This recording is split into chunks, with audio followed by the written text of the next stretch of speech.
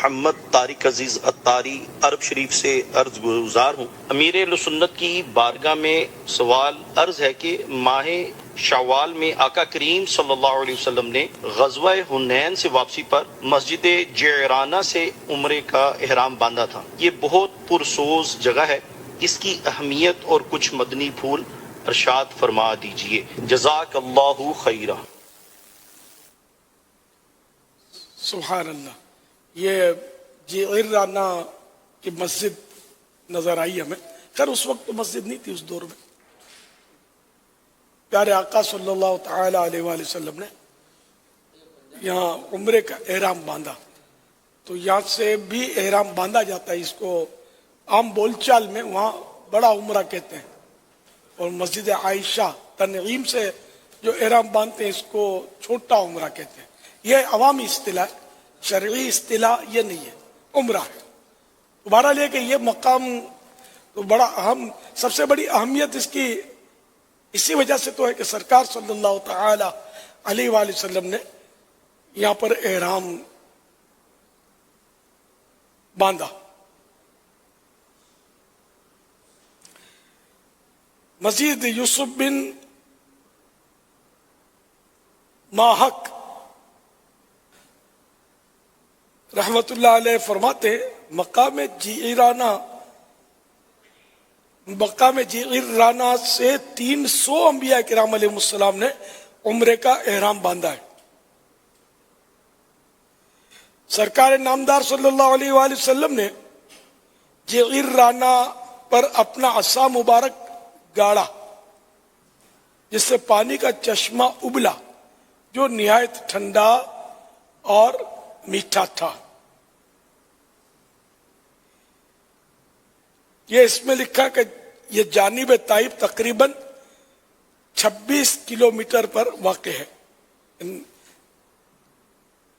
فتح مکہ کے بعد طائف شریف فتح کر کے واپسی پر ہمارے پیارے آقا صلی اللہ تعالی علیہ وآلہ وسلم نے یہاں سے عمرے کا احرام زیب تن فرمایا تھا۔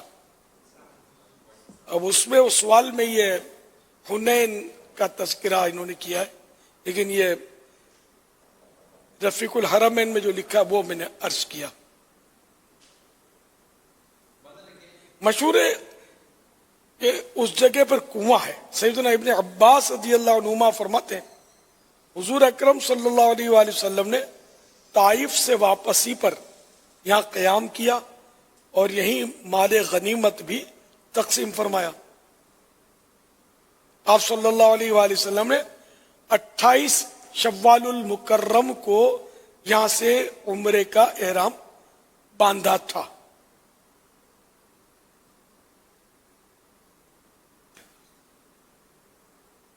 اٹھائیس شوال المکرم آنے والی ہے، اللہ نصیب کرے۔ اس جگہ کی نسبت قریش کی ایک عورت کی طرف ہے جس کا لقب جعرانہ تھا۔ یہ نہایت ہی پرسوز مقام ہے۔ حضرت سیدنا شیخ عبد الحق محدث دہلوی علیہ رحمت اللہ القوی اخبار الاخیار میں نقل کرتے ہیں کہ میرے پیر و مرشد حضرت سیدنا شیخ عبد الوہاب متقی رحمت اللہ علیہ نے مجھے تاکید فرمائی ہے کہ موقع ملنے پر جعرانہ سے ضرور عمرے کا احرام باندھنا۔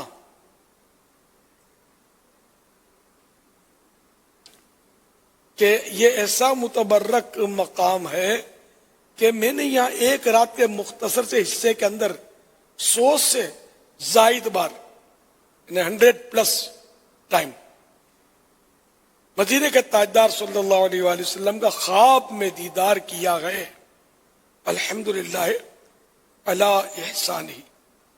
حضرت سیدنا شیخ عبد الوہاب متقی رحمت اللہ علیہ کا معمول تھا کہ عمرے کا احرام باندھنے کے لیے روزہ رکھ کر پیدل جعرانہ جایا کرتے تھے۔ صلو علی الحبیب صلی اللہ علیہ محمد۔